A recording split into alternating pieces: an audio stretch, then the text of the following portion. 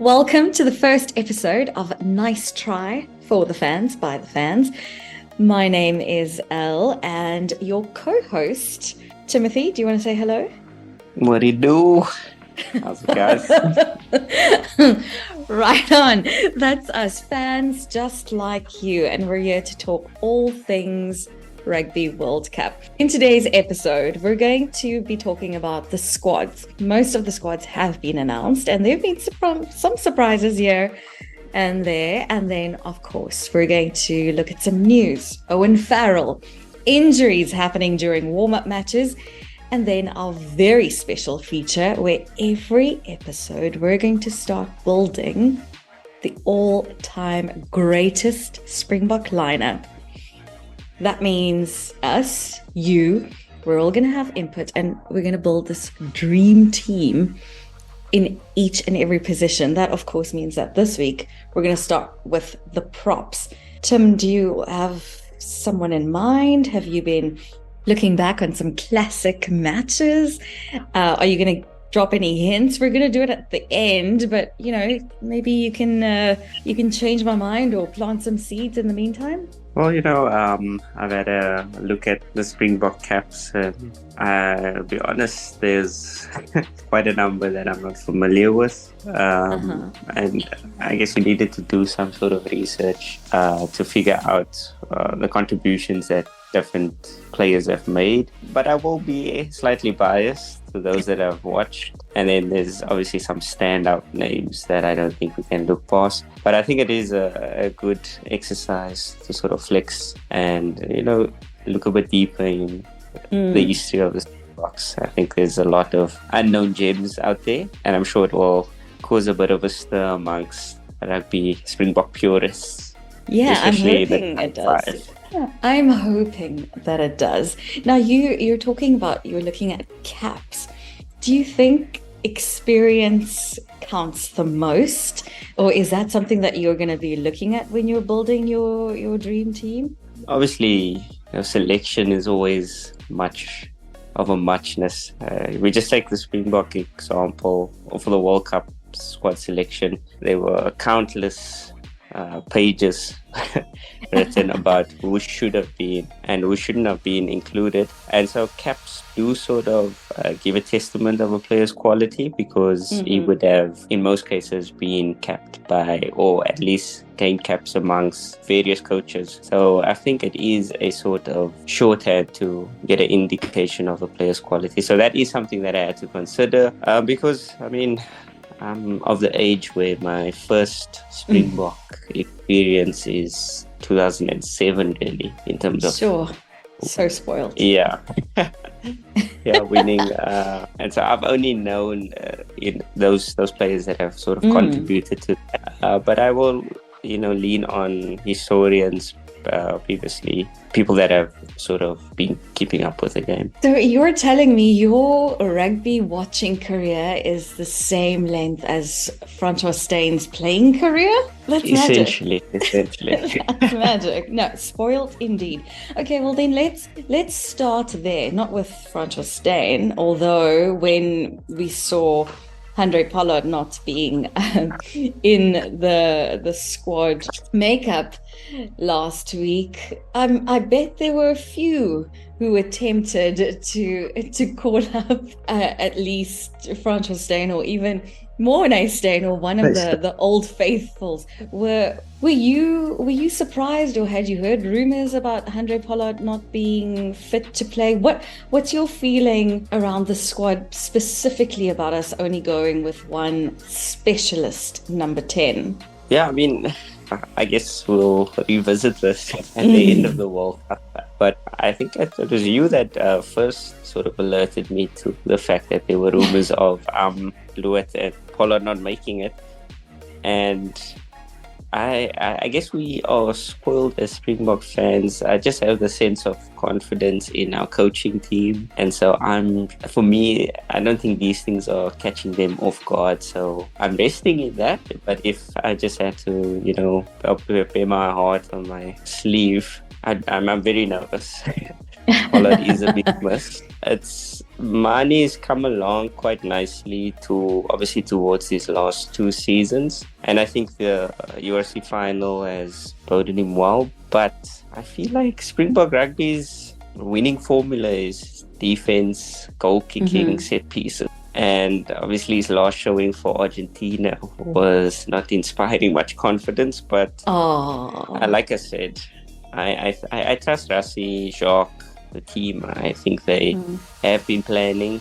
I know in the documentary, I think it was Chasing the Sun, they said that this is the actual, this will be showing what they've been planning for. So a loss like Pollard isn't something that you can easily foresee, but they must have had, that in mind with the contingencies. And then obviously you have other issues with Elton also falling out of favor. I'm confident in the team. Look, most part, the forwards are generally who we expected to be there.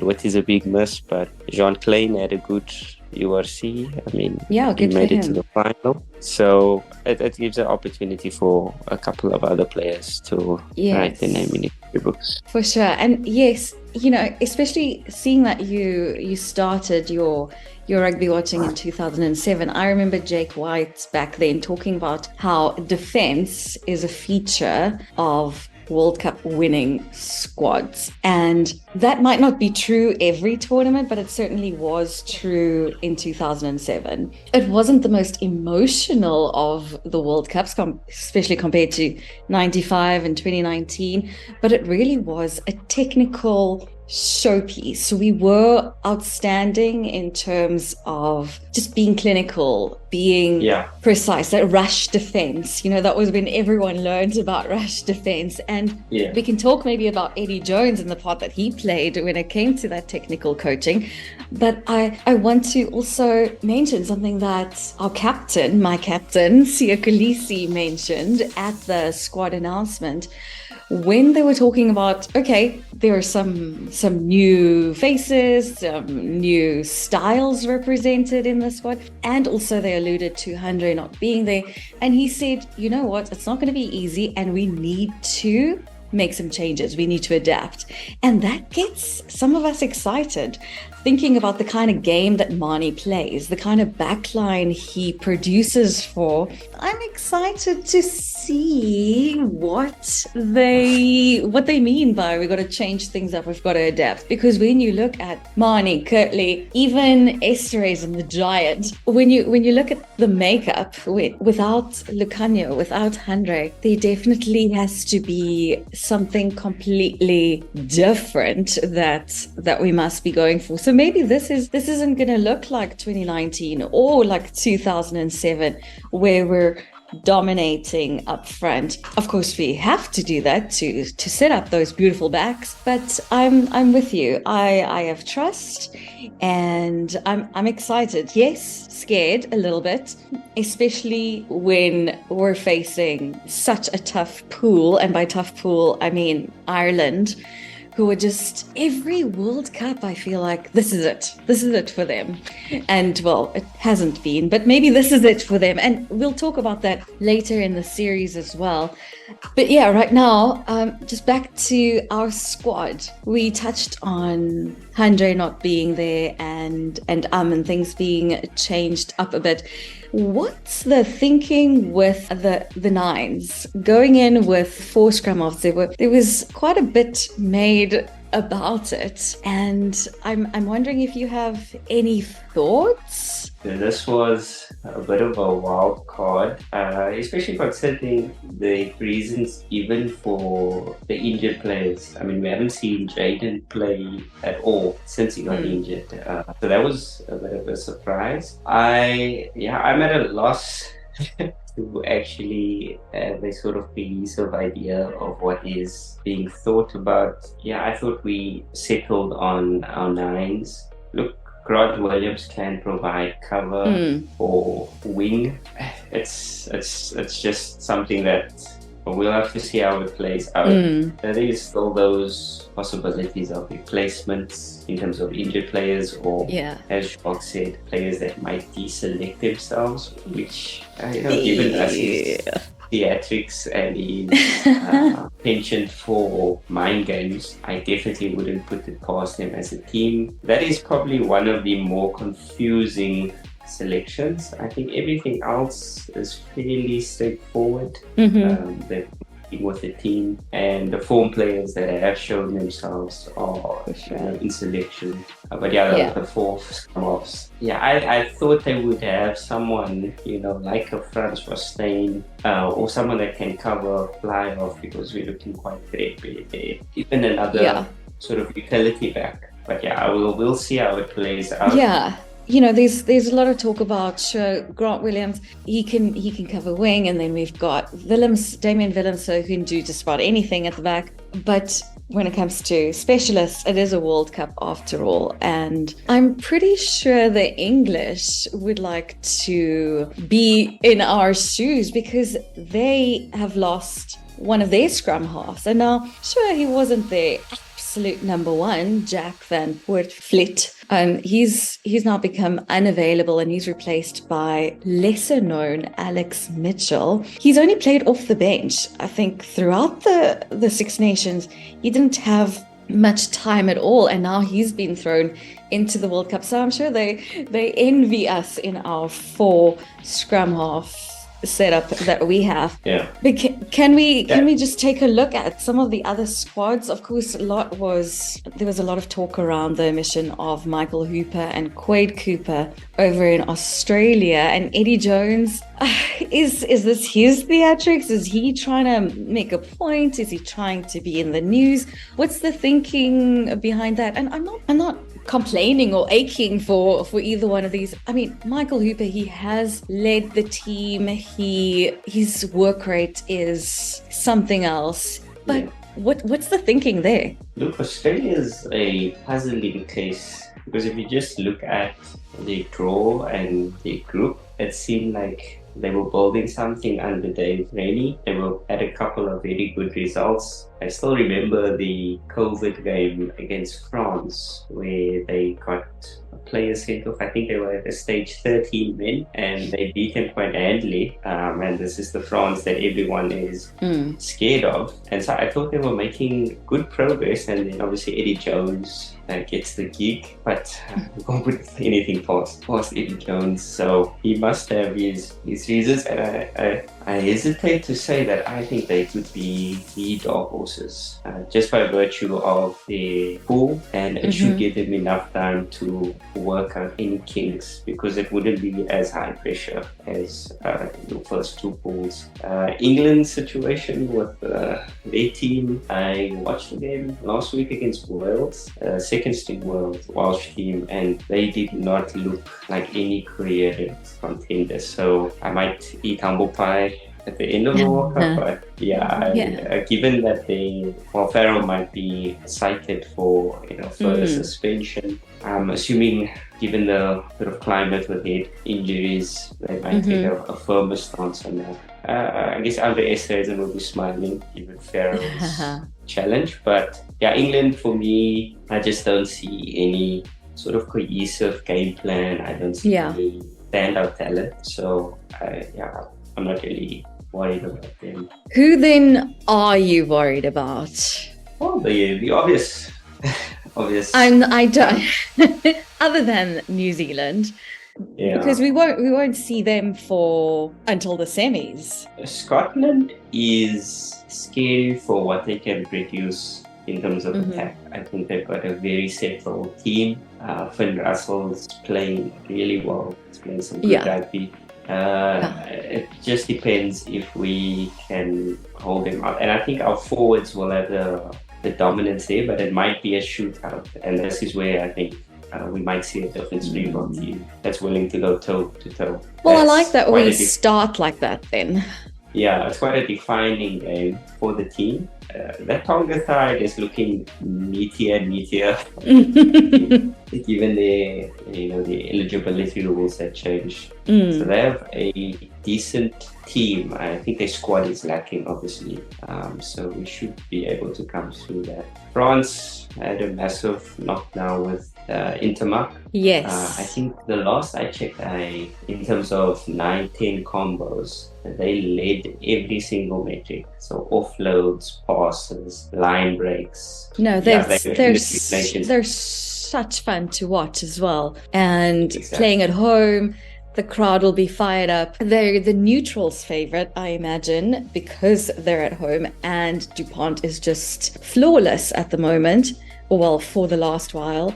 Yeah. That's going to be tough, and we'll see them very soon as well. It'll be a quarterfinal matchup should we win Pool B and they lose to New Zealand in their opener. It's going to be tough for the Springboks all the way through. It's a proper knockout competition. There's no easy match. There's no easy matchup. There's no resting. There's no fielding of a B side. It's tough. Scotland, Ireland, Tonga. It's going to be tough. And to make it even tougher, these warm-up matches, you've already touched on the French injuries, and our warm-up matches are against Wales and New Zealand, who are historically our toughest physical opponents. It's always a mess. It's tough physically, and injuries are about to happen. How do we go into these matches?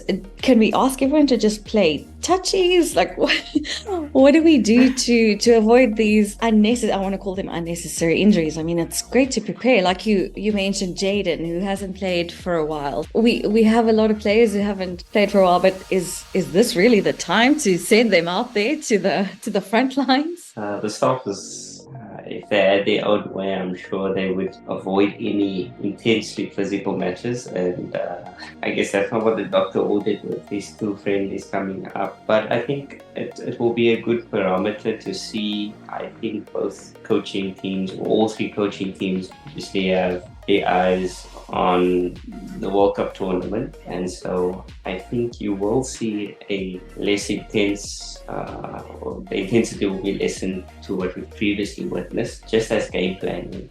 I think people will be conscious if there's a 50-50 and I have the opportunity, maybe, players will self-regulate in those circumstances. I think with the playtime needed, I think this is good because you also have the opportunity for players to really prove themselves. I think of the 4 scrum-offs that we have and the abundance in certain positions. I think they will use this as an opportunity, but it will depend on what management has decided. If management is saying, look, we want to trial a few things, which I don't think would be the case. I don't think people would want to reveal their hands before, especially when you have technicians of video footage coaching. Someone like Eddie Jones, who studies quite a lot of data. I know the Scottish team is heavily invested in analytics as well as the Irish. I think we might see some very bland rugby coming up, which for me will be perfectly fine as long as no one's... I'll take bland. Yeah, I'll take bland. I think bland will be... these recent injuries are probably also going to wake him up to the real risk of losing some important players. One feature that we'll be doing throughout this series is we're going to be building the all-time Greatest Springbok starting lineup. And we want everyone to get involved. We're going to be making our picks, and we'd like you to get involved and send us your picks as well. We're going to go by position. So we're starting with the props today. So yeah, I guess that's 2. But we want you to send your selections as well. And let's discuss, let's debate, let's get talking about this, because everyone has a favorite, and sometimes your favorite is the best, sometimes not.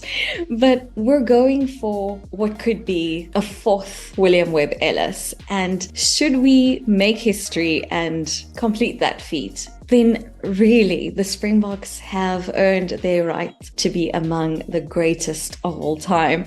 And so why not celebrate that in building a fan's all-time great team? Tim, I want to know from you. Let's start with 1.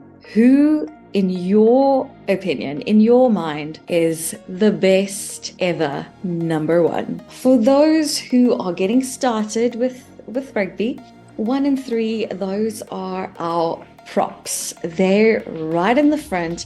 They're leading, they're securing that scrum. They're known as loose heads and tight head props, and that's based on the way their necks, their heads are literally locked in to the opposition. We're going to start right there, because without them, we won't have that go forward. We won't have that scrum time, set piece dominance, which often leads to amazing break. It's such an important part of the game, and it's such an important role to play. I want to know from you, Timmy, who are your picks? These are the players that do their hard work, the grunt work. In order to really dominate your opposition, you need a solid forward pack.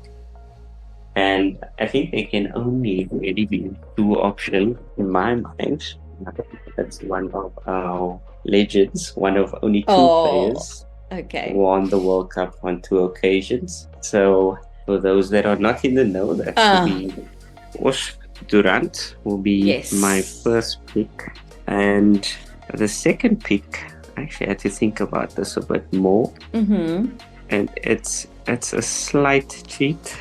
Okay. If I can say so. It's Beast Mtawarira. No. I mean, I'm not saying no to argue. I'm saying no because what an anticlimax that we've selected the same loose and tight head props. This is supposed to be a debate. How are we going to debate if we have the same picks? So the cheat is that Beast has played both loose head and tight head. If we want to give it to a specialist, would you consider for a specialist tight head? Okay, throwing a spanner in the works, nice. I guess Yanni Duplessis, he was reliable, and this is the thing. With this position, there's another side to it. And it's the same as positions like fly half. There's doing their job and then there's the rest of the game. And Yanni is one of those players. This job, tight head prop in the scrum, sensational. But then I chose Beast because overall play, there's no argument. And I'll pick him over Yanni just based on that. But if we're going to go doing the job, securing that scrum as he did in the World Cup in 2007, I'm gonna have to vote for him. But for me it's undeniable. Orsa and Beast, those are the ones that I choose. Some of us are fortunate enough to have seen them playing together, and those are the ones we'll choose. But if we have to throw that spanner in and go no, pure tight head, then sure, okay, Yanni. Yeah, I mean, it's complicated even further when we think that John Smith also moved to my goodness, to accommodate Bismarck, yes, as the hooker, yes. Yeah, well, I think on the balance of it, Beast is our longest serving loose head. Yes. But also is our most decorated. I don't think like you said, you really can't go wrong with either. And we know that Beast has played on both sides. So I think Yanni is a fair shout given his track record. But if I were to place, put the team together, I would prefer Orsa and Beast because Beast has that overall. And then I don't think there's a specialist lock like Os. I mean, not a lock, sorry, prop. Yes. Like Os, as good as Beast was, he was. I don't think Os probably count the amount of times Os lost the scrum on his own feet. That's just a guarantee. Yeah. That provides much stability for the team. Yeah, he's also such a hard worker, and when it comes to these players, the work rate it makes a difference. It can make or break your forward motion.